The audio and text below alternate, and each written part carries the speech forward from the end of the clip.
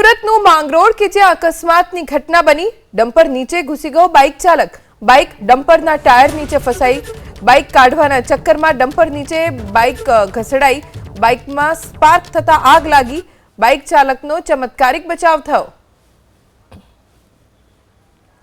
માંગરોળમાં અકસ્માત થયો અને અકસ્માતની આ ઘટનામાં બાઇક ટ્રકની નીચે આવી ગયું, ડમ્પર નીચે બાઇક ચાલક ફસાઈ ગયો, જો કે બાઇક ડમ્પરના ટાયરની નીચે ફસાયું, જેથી ટાયરમાંથી બાઇક કાઢવાના ચક્કરમાં બાઇક ઢસડાયું અને બાઇકમાં અચાનક આગ લાગી। લોકો દોડાદોડી કરવા લાગ્યા। 108 એમ્બ્યુલન્સનો સ્ટાફ પણ ત્યાં હાજર હતો, જો કે આગ લાગતા જ તાત્કાલિક તમામ લોકોએ આગ બુઝાવવા માટે પ્રયત્ન કર્યો।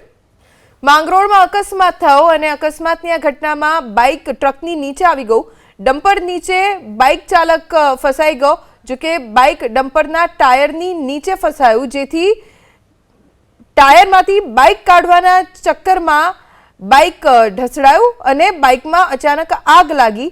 લોકો દોડાદોડી કરવા લાગ્યા। 108 એમ્બ્યુલન્સનો સ્ટાફ પણ ત્યાં હાજર હતો, જો કે આગ લાગતા જ તાત્કાલિક તમામ લોકોએ આગ બુઝાવવા માટે પ્રયત્ન કર્યો।